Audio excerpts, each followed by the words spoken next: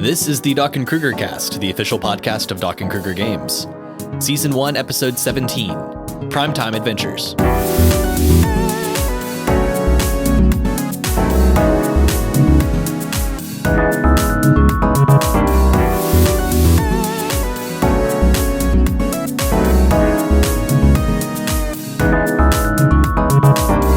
Hello, friends, and welcome to another episode of the Doc and Krueger cast. I'm Chris Krueger, and I'm joined today by Adam Doc Brackin. Hey, everybody.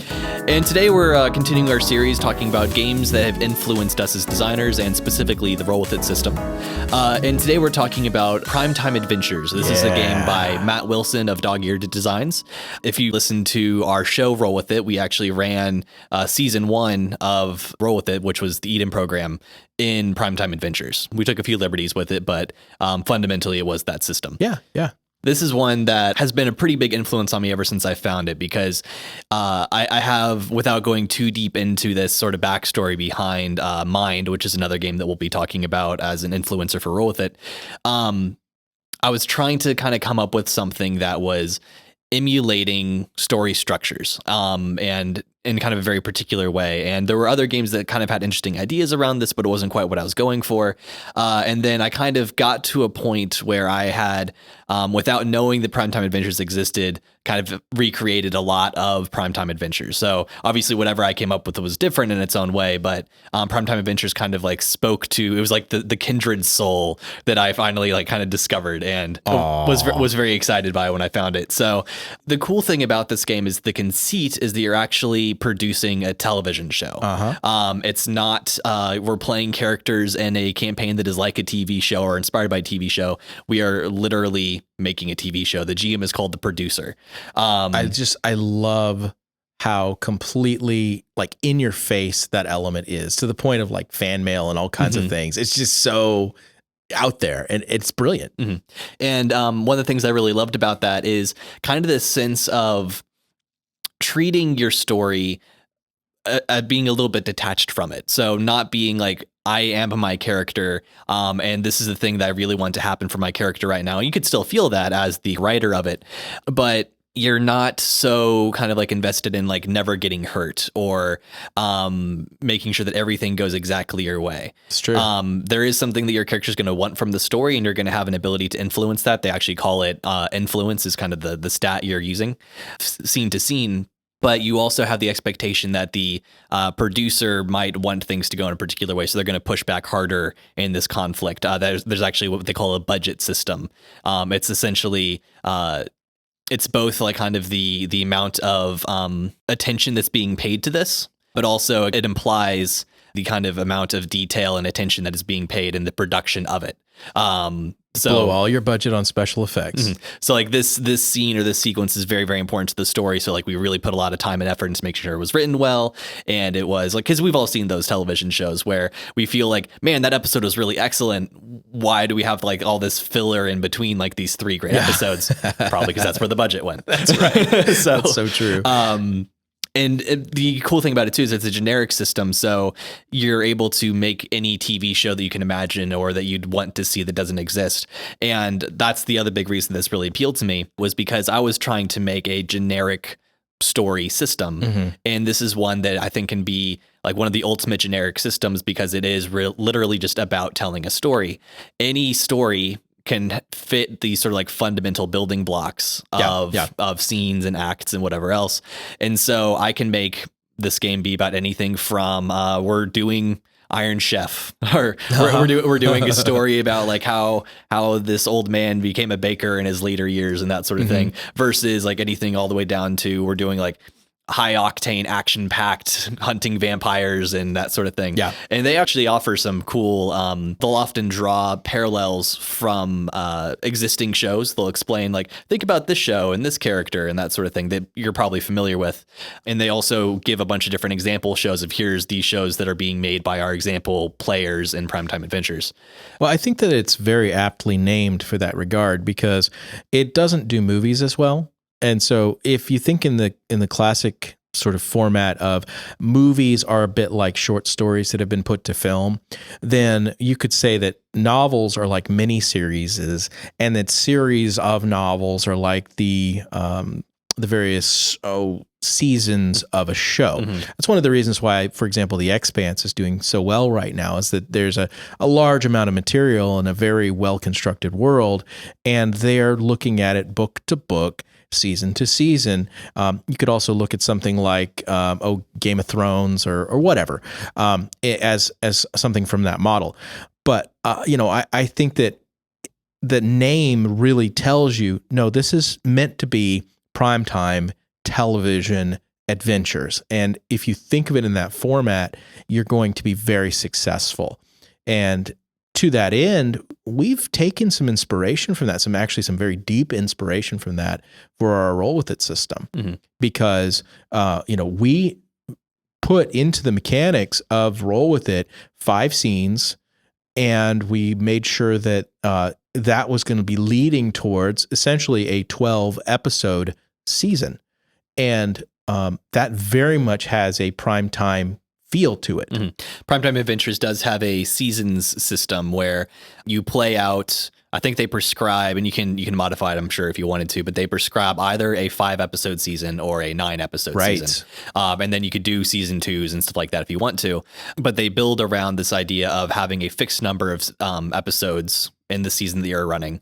And then I forget if there's a set number of scenes off the top of my head, but I do know they sort of recommend a 4-act structure that you don't have to follow, but it's very helpful to follow, especially if you're not sure where to go with it. Act 1, they call the problem, something the protagonists can't ignore, the protagonists being the player characters. That goes back to what we were talking about with Story by McKee, of having that inciting incident, that thing that has to be addressed. You can't ignore it. Act 2, complications, something that adds to the problem. Act 3, additional complications are a twist. New problems replace the original problem, or things are not what they seem. And Act 4, resolution, the story reaches a climax. Yeah, and we recommend a similar concept or philosophy, if you will. It's not prescriptive, but it's descriptive in Roll With It in the full system. And of course, our audiobook version of that, which is episode 1 of this podcast. So I think the strength of a structure like that is actually very simple. And I gotta give a disclaimer here. I have never liked prescriptive structure, scene format type of games. Going back to Burning Wheel, we mentioned the sort of sci-fi spin-off there was. Yeah. Burning Empires, which is based on the Iron Empires. Empires comic. And, And I think that it's cool because what they're trying to do is sort of simulate this ongoing war between humanity and the Varen. I forget the name of it. Yeah, I don't remember. The kind of like the aliens that are kind of like the Zerg. They're slowly taking over society. Yeah. And they're trying to go for a very particular kind of like simulation of that conflict. Yes. And as part of that, they're sort of suggesting that here's how a session should break down. Deeply prescriptive. Deeply prescriptive. And you can totally ignore it if you want to, but if you do follow it, it's an interesting route to take.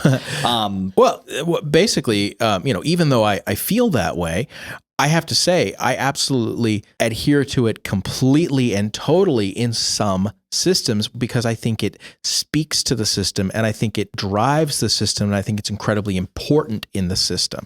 And of course, I wouldn't have wanted to breathe that into the Roll With It system if I didn't believe it was appropriate there. But I also think that in Primetime Adventures, it's incredibly important and very, very good to do. And the reason is simply this. If you know that the end of a scene or the end of an episode is coming, you will react differently as a character, or if you prefer, as an actor, right, to use the framework of the TV, than you would if it was just another scene from another sort of ongoing role-playing game and you were in a dungeon somewhere killing an orc. I really do think that that's true. I think it gives meaning to stuff. You can have a broken pencil be the difference between life and death, and it feel meaningful if it's the last scene of an episode, and somehow or another that's going to save your spaceship that's falling to Earth or whatever.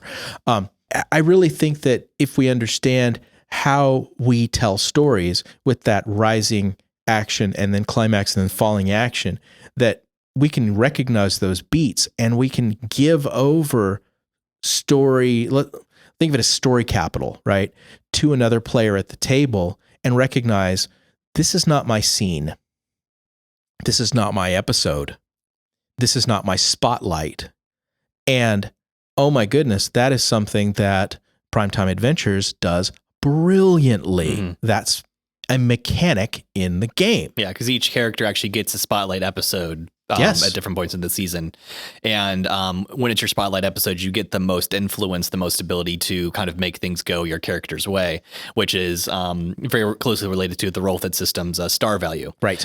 We don't do it in the same way of like saying, here's your episode, but you can sort of see by the strength of the cards in your hand and the sort of narrative opportunity. This is the time when I can make this thing happen because it's my scene and I've got the power in my hand. And now I'm going to go for it. Yeah, there's a lot of natural flow to that. And you can see that in action in our season 4 of the Roll With It podcast, because our GM, Will Parsons, did a great job of really steering that and letting each player have their own specific scene or episode or era. If you look at how each of those episodes came down, it ends up being that each period of time, because it's a time travel story, actually echoes one of the main characters, and it becomes like their spotlight episode. It's fascinating. Like in some cases, we went back to their home world, but like, Leonardo, we never went to Italy. We never went to Renaissance Italy. No, but we went to the deep future. The future where the same sort of spirit of invention is there. Spirit of invention. That's exactly right. And then, Silas's character, my character, did go home, but he went to like this weird version of his home where like all these different timelines were kind of converging in one place. Yeah. And so it was a very, very different, it was kind of a time out of time, but in that same location, which is kind of interesting. Yeah, exactly. And so the other thing that Primetime Adventures does that's pretty neat is the way they play out scenes, which is something that we definitely take a lot of cues from in the Roll With It system. Yeah, let's talk about that a little. So basically at the beginning of a scene, you create the scene. And this is something that you're having kind of an out of character discussion. It's not just, okay, so now we're here and what do we do next? Each player requests 3 things, and I'm reading from the book here, this kind of summary.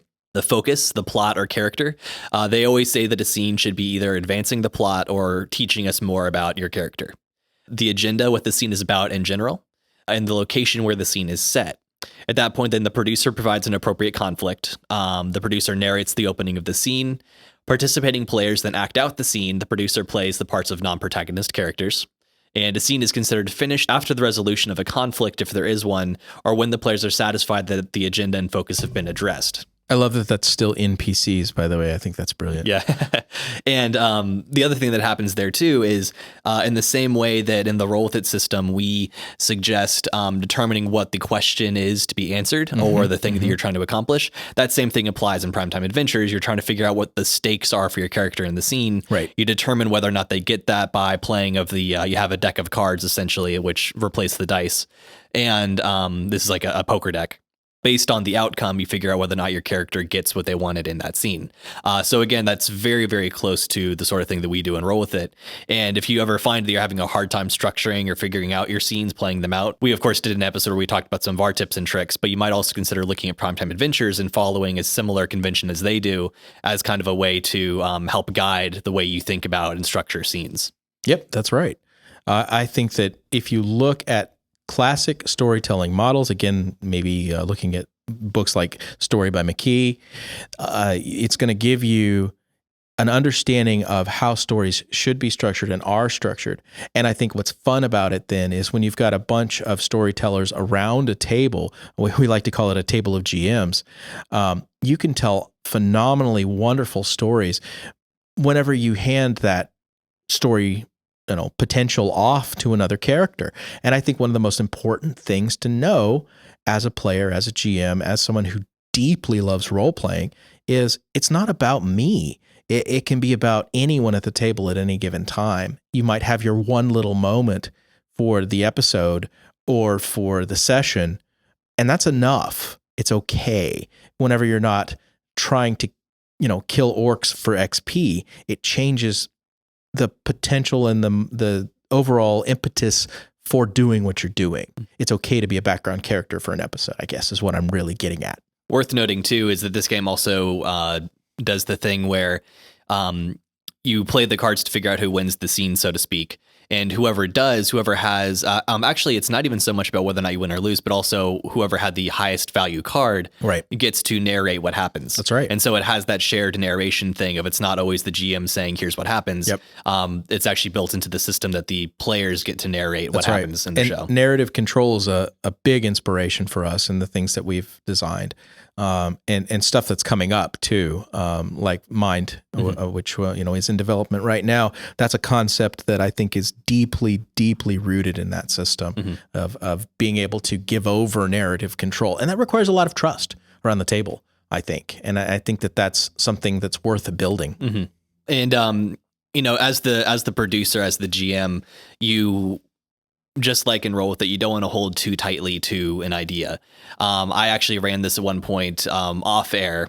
This is the first time we played the system. And it was with our table full of GMs, that group. Yeah. And I kind of asked going into it, and this is actually the same thing they suggest doing when you're deciding the premise of the show, is asking what people are looking for in the show. They actually even have a pilot episode, the first session that you play, which is kind of a test run to see, do we want to continue with this or not? They actually say, like, you might play an episode and not be super into it. You might cancel the show, essentially. Cancel the show. Or not greenlight it, as the case might be. Which is kind of a fun little parallel to actual television. Yeah, that's how it works. But, you play that pilot, see if everyone's on board, and then you run with it based on everyone's contribution. So I remember asking everyone before we started it, if they had any thoughts on, like, I want a show about this. And we've even talked about this before in choosing a genre or a setting for Roll With It system, where you kind of get a sense of what everyone wants and then you build from that and you let the story of their characters drive where you're going with the story. So I remember I had kind of a general sense each episode of, like, I have this cool idea. I kind of want to work this in, but I'm going to play it loose. And it's sometimes a challenge to come up with what should happen next. If you don't have a very specific plan, but it also, on the other hand, makes things a lot easier because I didn't have to prep ahead of time. I just gave it a little bit of thought before each episode and then just let whatever you guys did kind of say what ought to happen next. Yeah, you get your improv skills going really fast. That muscle gets flexed and gets stronger. And suddenly you can come up with things on the fly. You really can, if you practice. And so this is one that I would also consider, just like we said, Burning Wheel last time, is kind of a seminal work in its own way. Personally, for the types of games that I find I enjoy, this is another one that I would say, take a look at this one, give it a try, maybe study it. It has a very distinct feel from a lot of other RPGs that it's funny to me now. Like it's weird saying that before I saw this game, I didn't see any other games that kind of thought in the same way, that approached scenes and seasons and the structure of the story in quite the same way. And it's one of those things, like, the solutions feel so obvious now once you've seen them. Yeah, they really do. And yet, like, but before I found this game, again, like, I kind of eventually worked my way to something that was very similar, not quite the same.